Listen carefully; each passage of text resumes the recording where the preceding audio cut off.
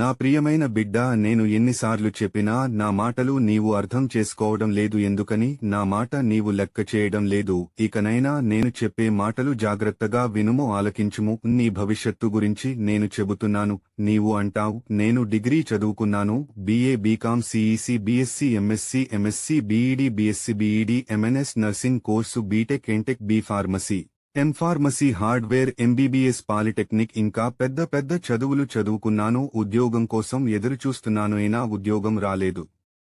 చాలా ఇంటర్వ్యూలకు వెళ్లాను, జీతం తక్కువ ఇస్తానంటున్నారు. నేను చదువుని చదువులకు ఆ జీతం చాలా తక్కువ అని ఎక్కువ జీతం ఇస్తే వెడదారని ఆగిపోయాను. నా బిడ్డ, నీవు వచ్చిన అవకాశాన్ని వదులుకుంటున్నావు. నేను చెప్పాను కదా, ముందు తక్కువ జీతం ఇచ్చిన నీవు జాయిన్ అయిపోమని చెప్పాను. ఎందుకంటే నీ యొక్క పనితీరును చూసి, ఎక్స్పీరియన్స్ ను చూసి నీకు వాడు జీతం పెంచుతారని కూడా చెప్పాను. నీవు ఏం చేశావు? నా మాట లెక్క చేయడం మానేసి ఇంట్లో కూర్చున్నావు.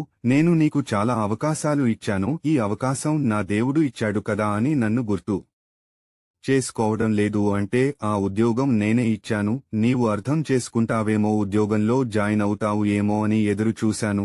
నీవు మాత్రము ఉద్యోగం వద్దు, ఎక్కువ జీతం కావాలని ఇంట్లోనే ఉన్నావు. ఇప్పటికైనా పర్వాలేదు, నిన్ను ఇంటర్వ్యూకి పిలిచినప్పుడు నీవు వెళ్లి ఎంత జీతం ఇచ్చినా ముందు జాయిన్ అయిపో, తర్వాత నీ ఎక్స్పీరియన్స్ ని బట్టి నీకు ఎక్కువ జీతం ఇస్తారు. అంటే ఆ జీతం నేను నీకు పెంచుతాను అని గుర్తుంచుకో. నీకు లాగా చాలామంది అదే చేస్తున్నారు. నీవు నా బిడ్డవు కాబట్టి నేను నీకు అన్ని విషయాలు వివరించి చెబుతున్నాను. ఎవరైనా సరే నా మీద ఆధారపడి నేను దేవుడనని విశ్వసించి నన్ను అడిగినట్లయితే నీకు ఏదైనా ఇస్తాను, ఏ ఉద్యోగమైనా ఇస్తాను, ఏ సమస్యనైనా తీరుస్తాను, నీ ఆర్థిక సమస్యలన్నీ తీరుస్తాను, నీ అప్పులన్నీ తీరుస్తాను, కుటుంబం భారం అంతా నేను తొలగిస్తాను. నీకు ఏది అవసరమొచ్చినా, ఏది కావాలన్నా, ఏది పొందుకోవాలన్నా నాకు మొరపెట్టినట్లయితే, నాకు ప్రార్థన చేసినట్లయితే, అంటే ఇలా ప్రార్థన చేయాలి. బైబిల్ వాక్యము చదువు. మార్కు సువార్త 11వ అధ్యాయము 24వ వచనము. అందుచేత ప్రార్థన చేయనప్పుడు మీరు అడుగుచున్న వాటి నెలను పొందియున్నామని నమ్ముడి, అప్పుడు అవి మీకు కలుగునని మీతో చెప్పుచున్నాను.